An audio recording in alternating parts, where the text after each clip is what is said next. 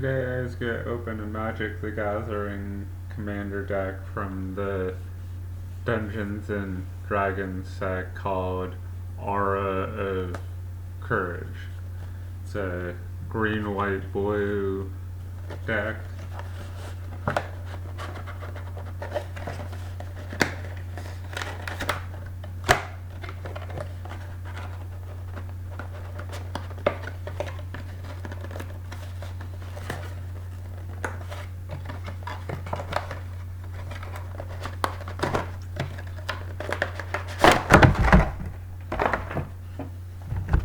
They have a box within a box, apparently,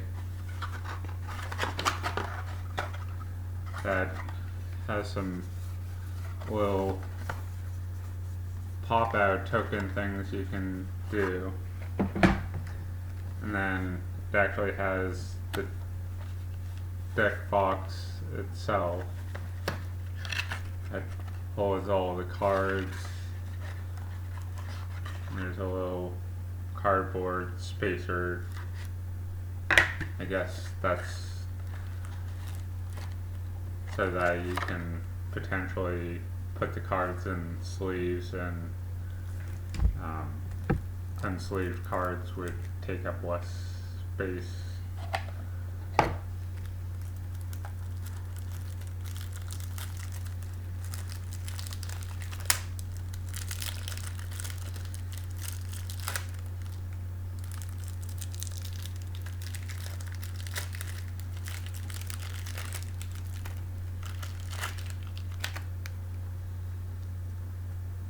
So the front of the box had a kind of big picture of Gala, Kindler of Hope, which is the first suggested commander because it's within the green, white, blue color. You know, I've said in a couple of the other commander deck videos I've done, you have to have, your commander has to have the colors that you're going to have within the deck itself. So where it's green, white, blue for Gala, Kindler of Hope, you can have all three of those colors. If you had just a commander that was white, you wouldn't be able to have the green or blue within this deck. So, you know, that was one of the options, so you could have all three. So Gala, Kindler of Hope is one forest to plains and a island. It's a 4/4 legendary creature, because commanders are legendary creatures. That's an elf knight. It has vigilance. You may look at the top card of your library anytime. You may cast aura and equipment spells from the top of your library. When you cast an equipment spell this way, it gains, when an equipment card enters the battlefield, attach it to target creature you control. So it doesn't specifically mention,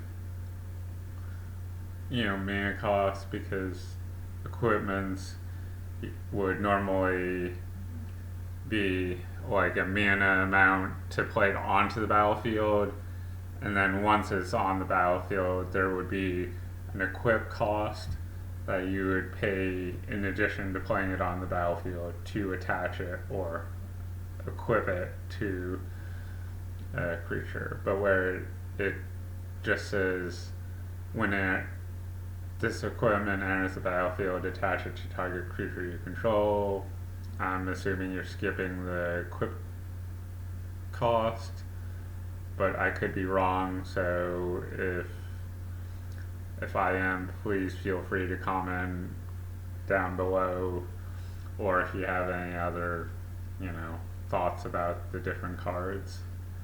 Next we have Storvald, Frost Giant, Jarl, which is another possible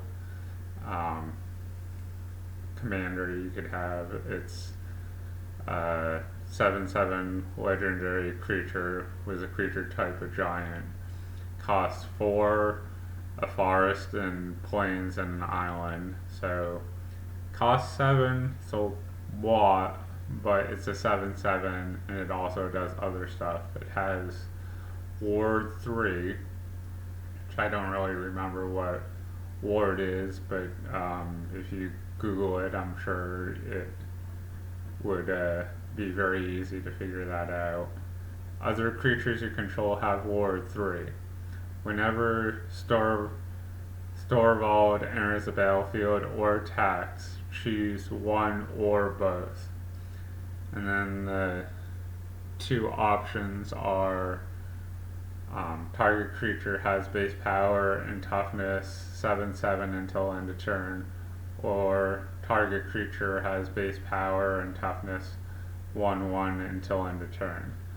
And where it says one or both, and it's whenever he attacks whenever it enters the battlefield or attacks, you could choose both. You could have one of your weaker creatures become a 7/7 because it just says target creature, and then the other one, you could target one of your opponent's creatures that's bigger and make it smaller because it says target. The other one was target creature has base power, toughness, and of 1/1 until end of turn. So right there, by entering the battlefield or attacking with this guy, boof up one of your guys and weaken one of your opponent's creatures.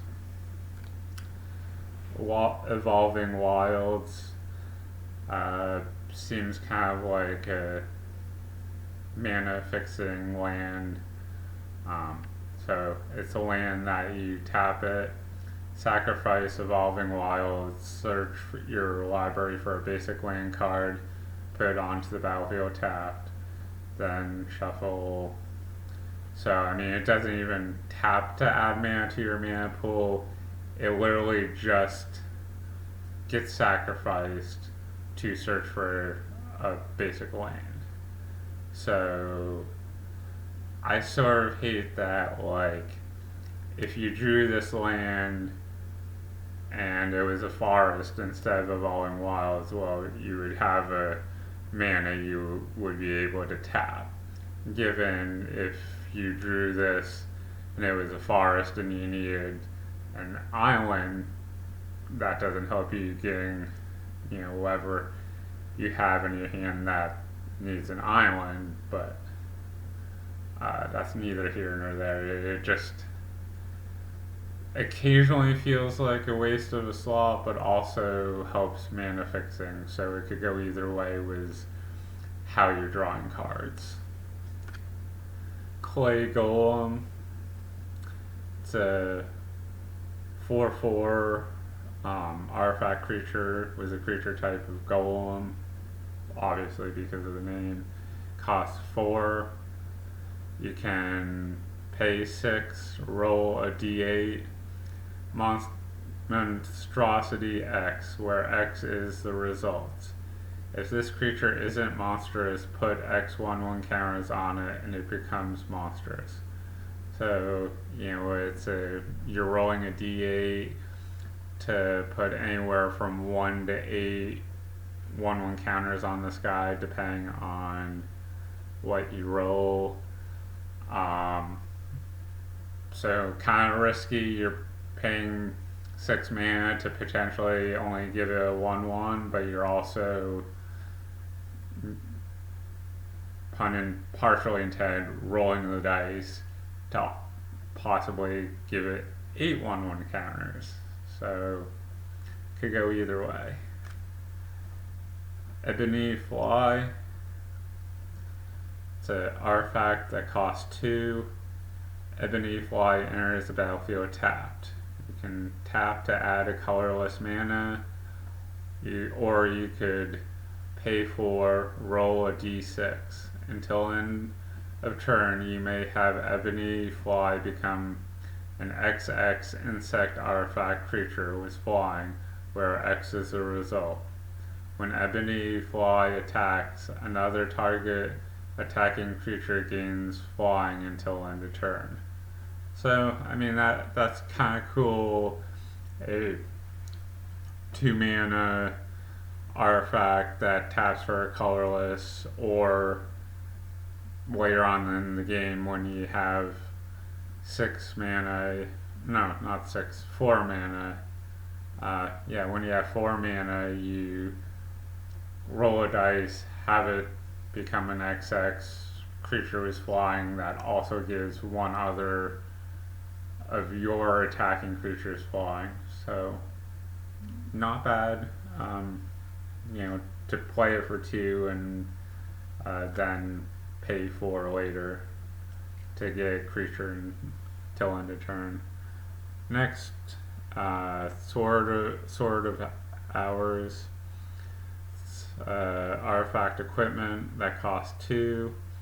Whenever equipped creature attacks, put a 1/1 counter on it. Whenever equipped creature deals combat damage, roll a d12. If the result is greater than the damage dealt or the result is 12, double the number of 1/1 counters on that creature. And the equipment cost is 2. So as I was talking about earlier, cost 2 to play it out to the battlefield, then the equipment cost in this case, which is 2 to play it just from the battlefield onto a creature. Seems like an odd way of doing like enchanted creatures, but I mean it's an artifact, so you're possibly paying like 1 or 2 mana less to play it on the battlefield than you would an enchantment.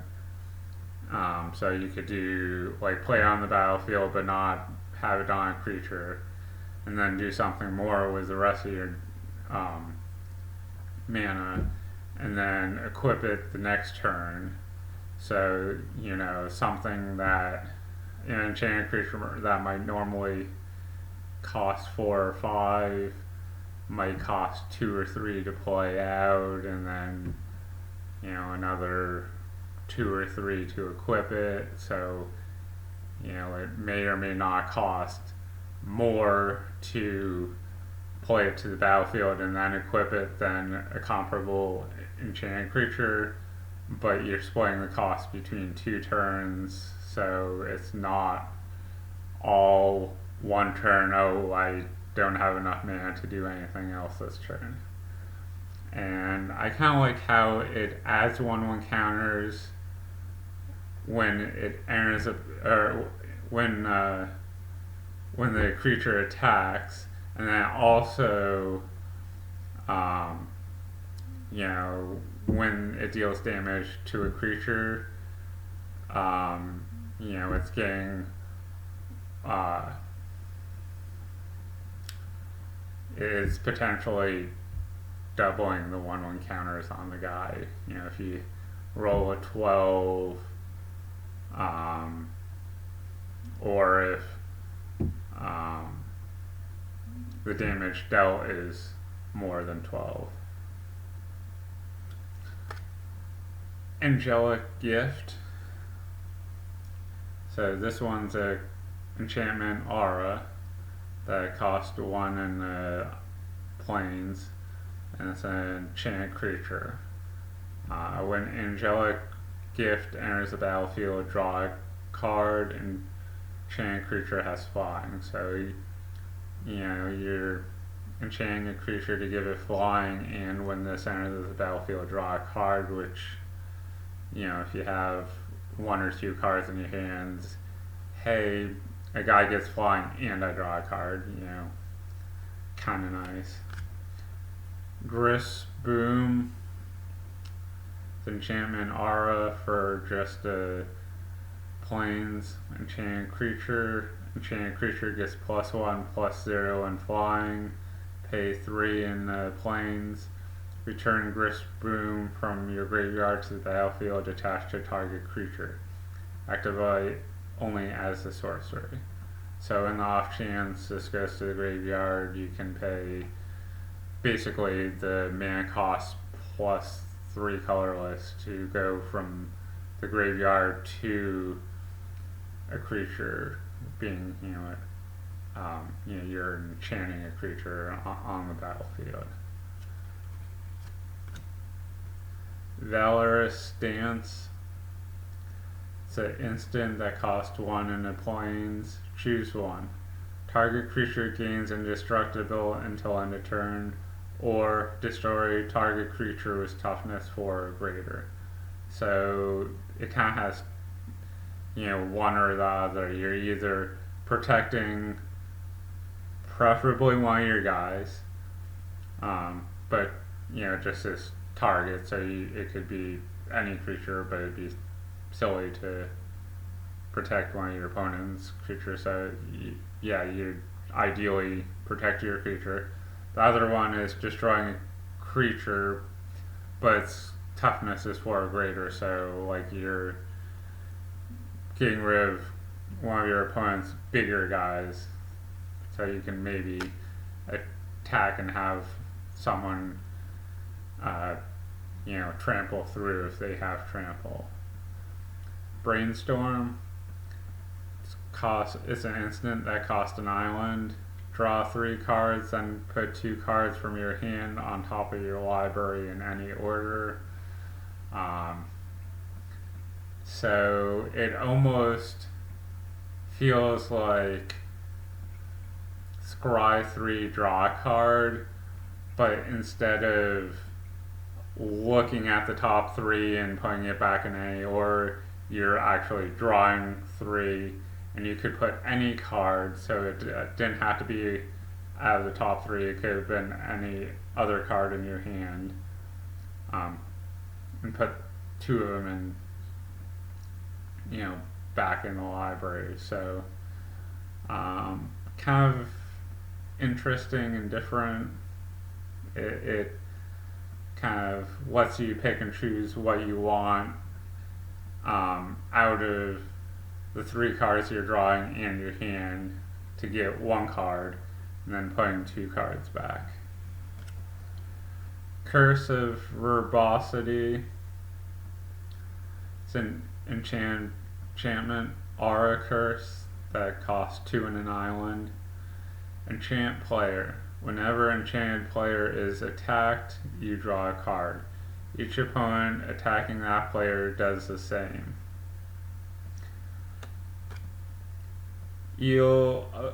Umbra.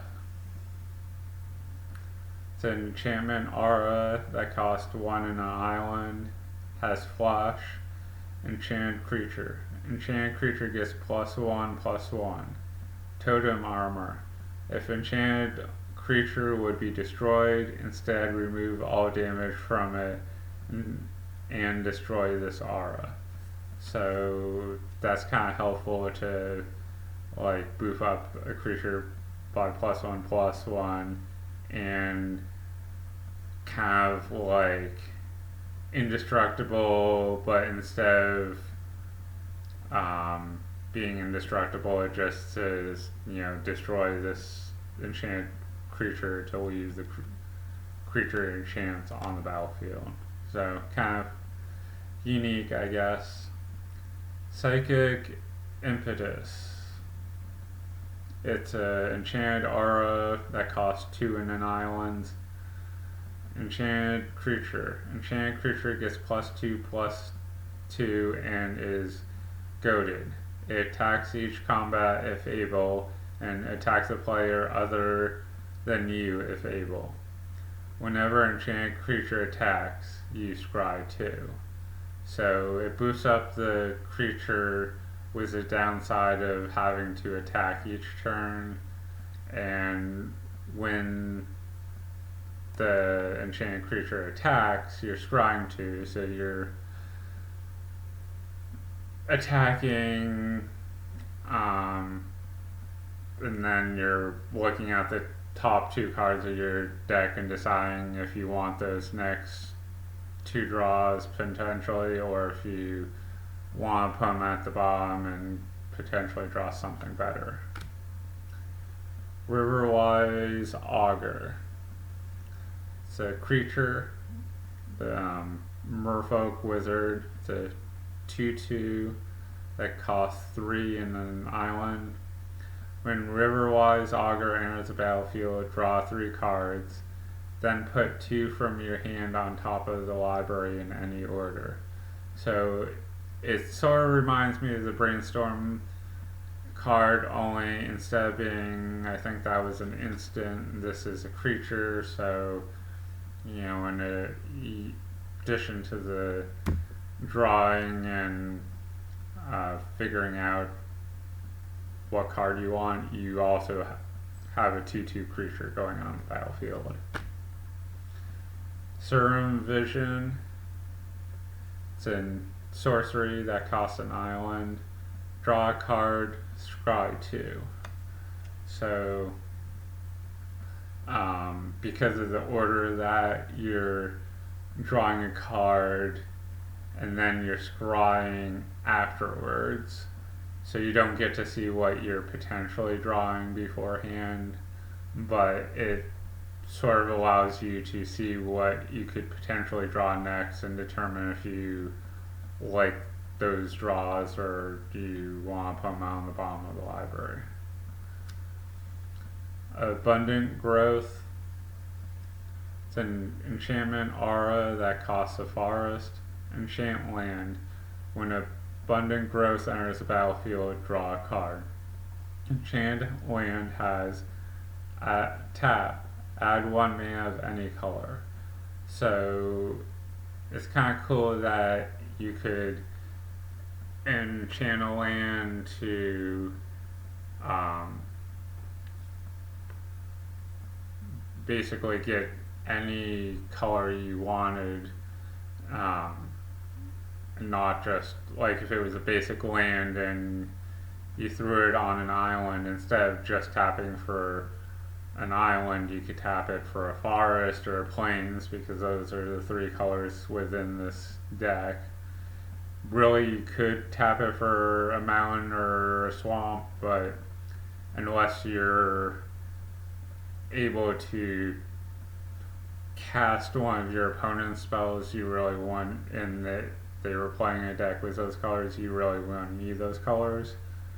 But it kind of like mana fixes. If you have like 5 islands out and no plains, you could play this on one of your islands and you could, oh hey, I'm tapping this for a plains because one of any color.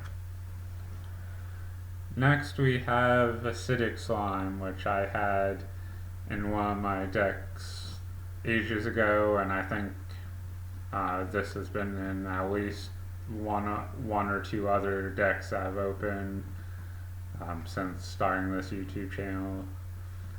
It's a 2/2. The creature type is ooze.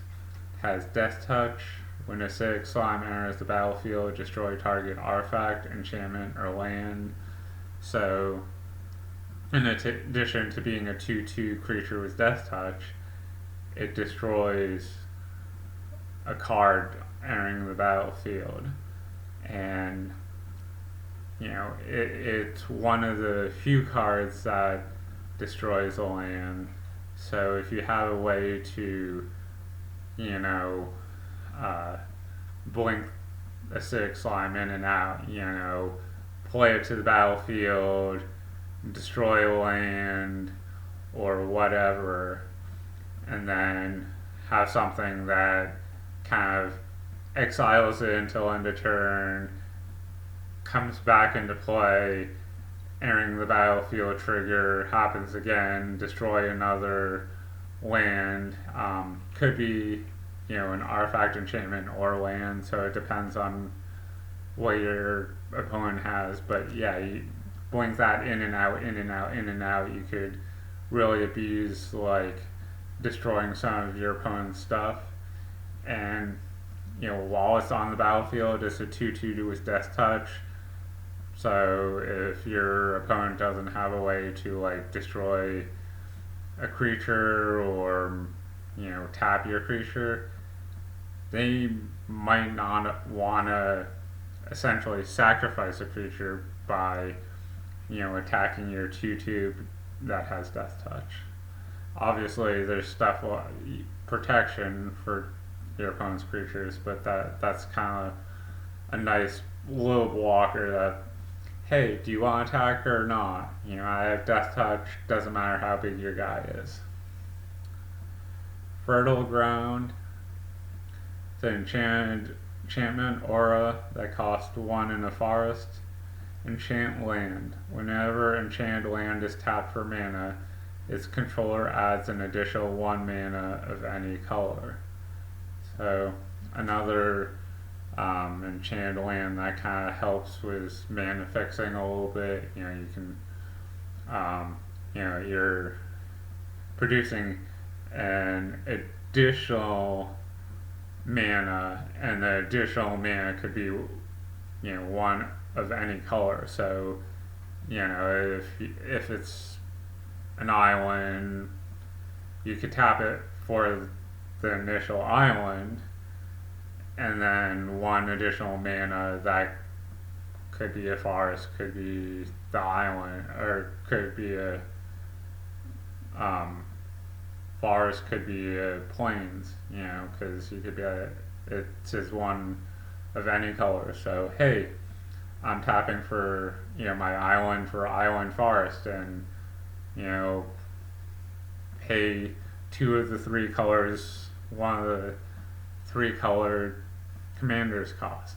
There you go. One land pays 2/3 of the mana cost of, the mana symbols. Kindler's transformation. It's an enchantment aura that costs 1 in a forest. Enchant creature. When Kindler's transformation enters the battlefield, draw a card. Enchanted creature loses all abilities and is a green elk creature with base power and toughness of 3/3. It loses all other card types and creature types. So, if your opponent has some obnoxiously overpowered 10/10 creature with a dozen abilities, hey, you no longer have a 10/10 with a bunch of abilities. It's a 3/3 with no abilities. And draw a card when this enters the battlefield. Nature's Lore. It's a sorcery for 1 in the forest. Search your library for a forest card, put that card onto the battlefield, then shuffle. So you're gaining a land and thinning your deck by searching for that land. Paradise Druid. It's a 2/1 elf druid that costs 1 a forest. Paradise Druid has hexproof as long as it's untapped. You can tap to add 1 mana of any color. So it's a creature. I think I've heard these kind of creatures referred to as mana dorks, because it's something that's obviously not a land, but it can act to produce mana. Rancor. So this is a card that I've played in a couple of different of my older decks. It's really kind of cool. It's an enchantment aura that costs a forest. Enchanted creature. Enchanted creature gets +2/+0 and trample. When Rancor is put into the graveyard from the battlefield, return Rancor to its owner's hand.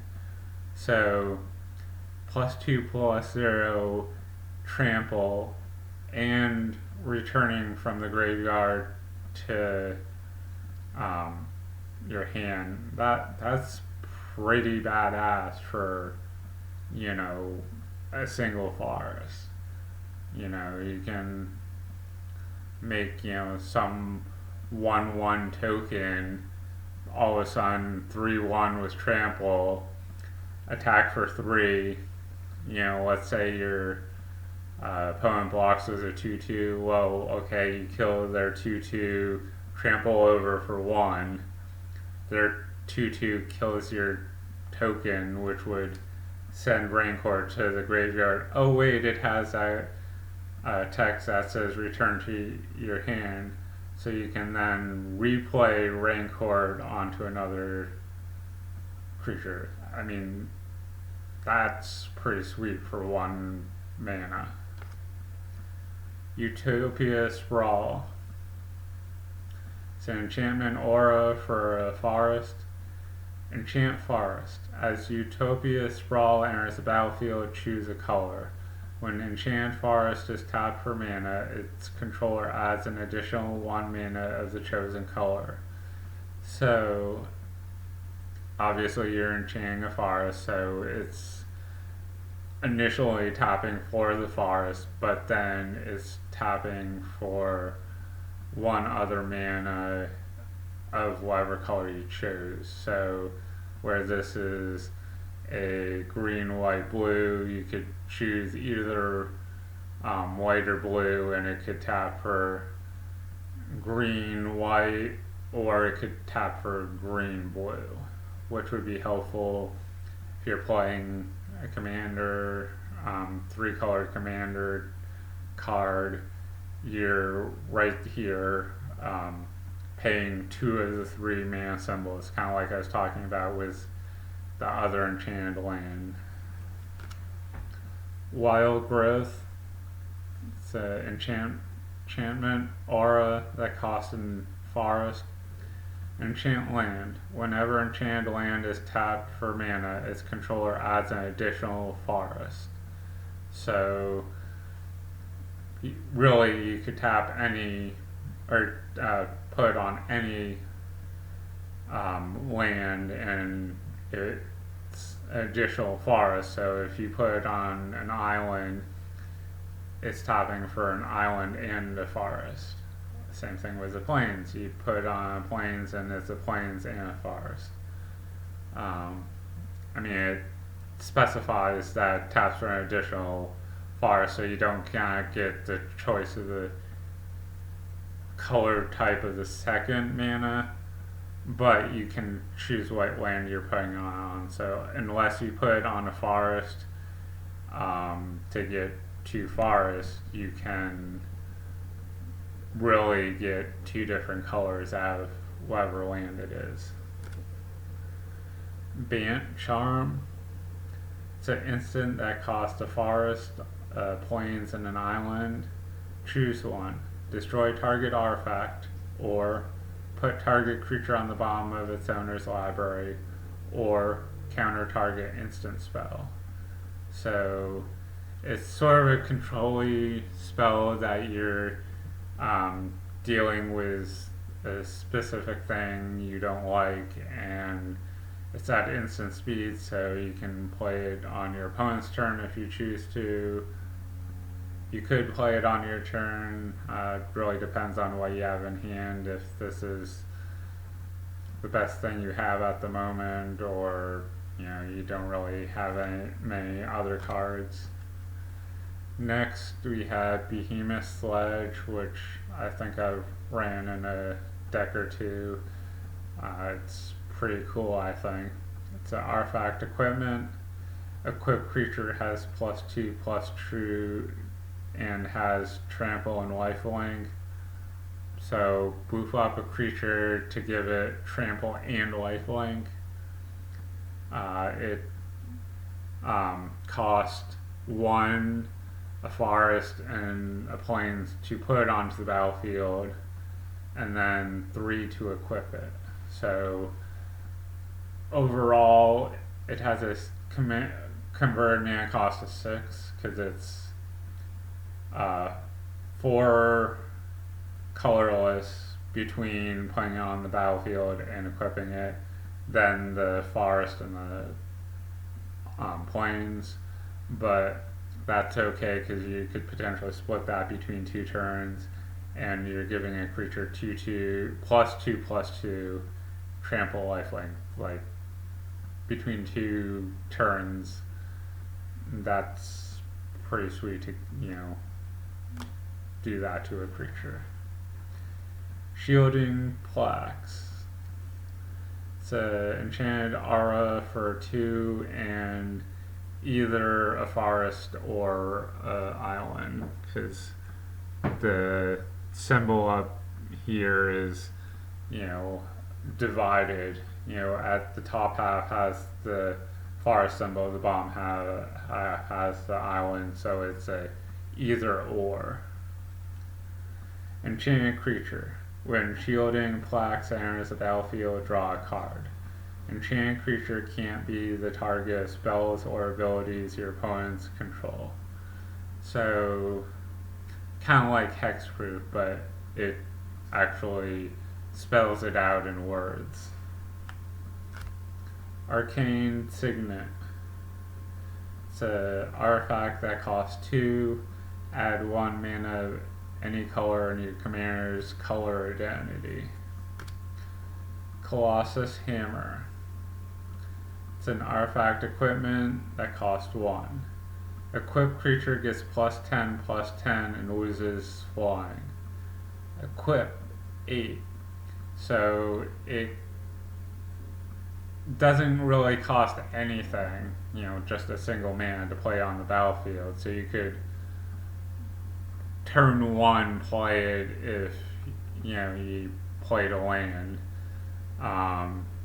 But the equipment cost is 8, so unless you have, a handful of land and, a enchanted land or 2, or if you had an artifact that taps for mana, this is going to take a few turns to actually equip it, but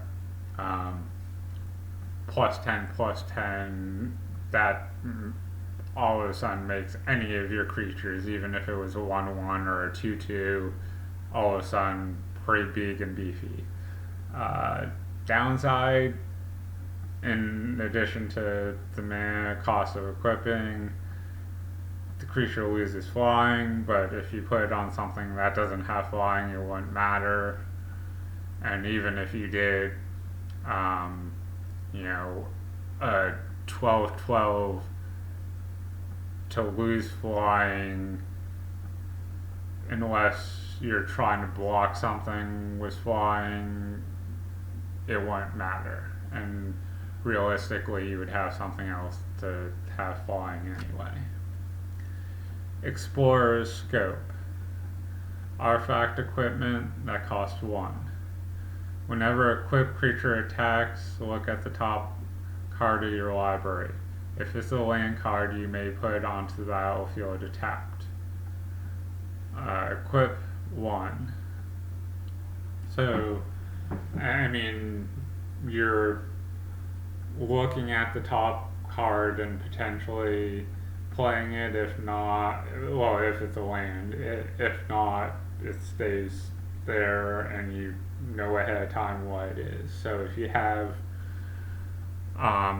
something to scry, you could then look at the card again, be like, top or bottom. If you don't like where it is, put it on the bottom.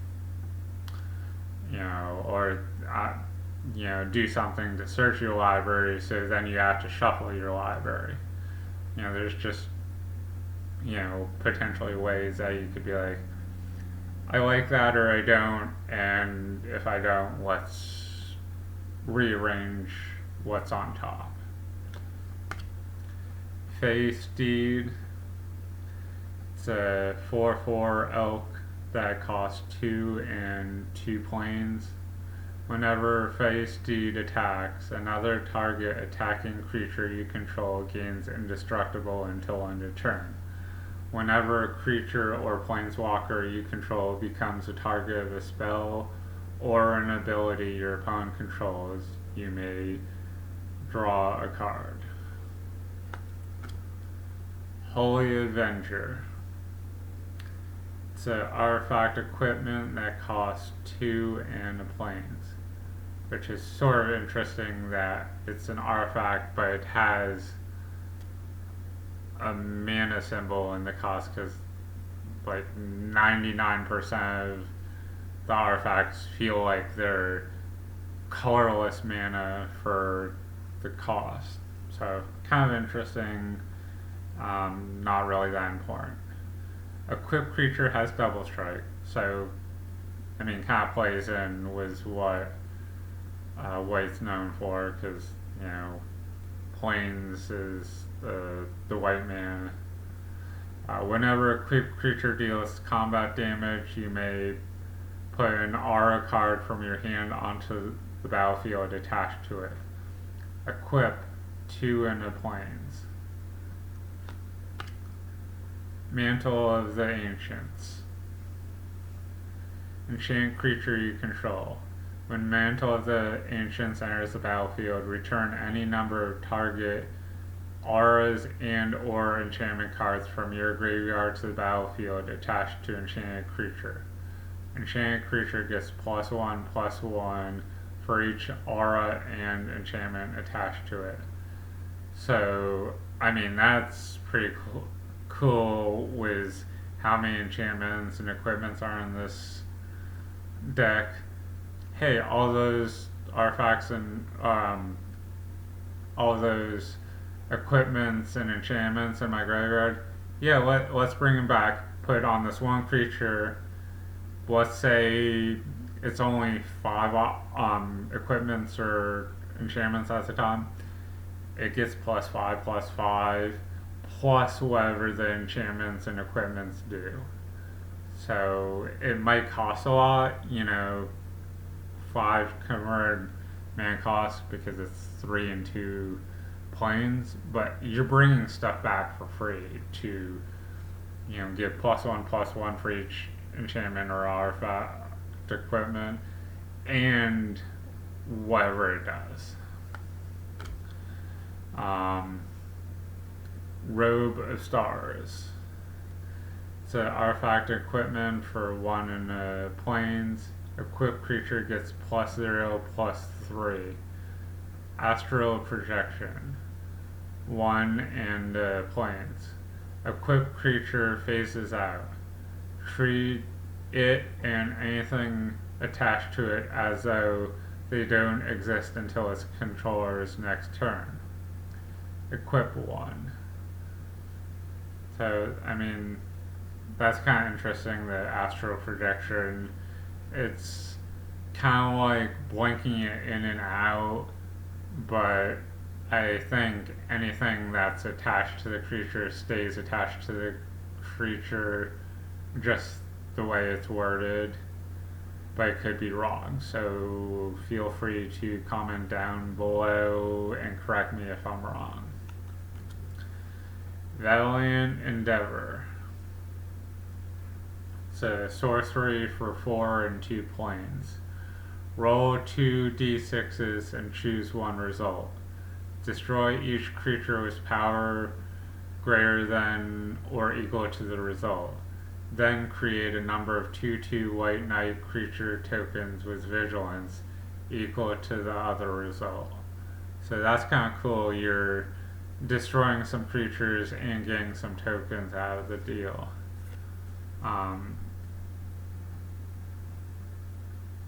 And it's each creature, so it's both your opponents and your creatures. So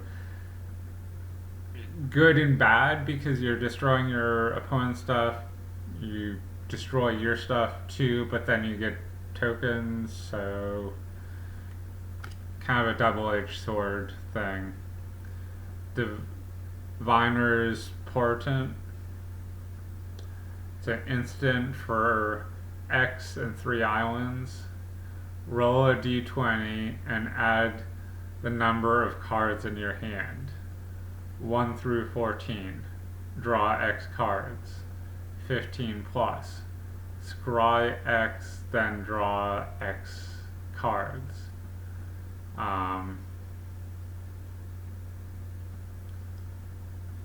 So if I understand that correctly, you're paying something for X, for the X down.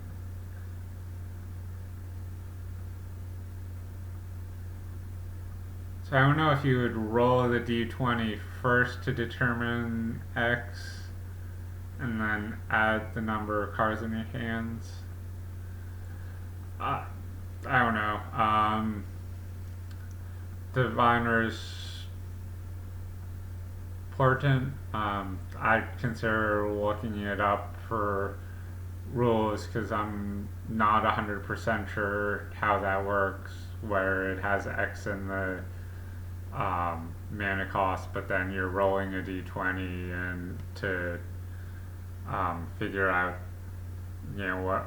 which one of those you're doing. Seems a tiny bit unique. Netherin Puzzle Ward. The enchantment costs 3 in an island. Focus Beam. At the beginning of your upkeep, roll a d4. Scry X where X is the result.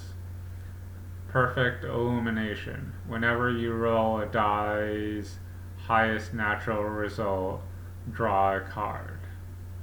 So there's a couple of cards in here that, you're rolling a dice because it's out of the Dungeons and Dragons set.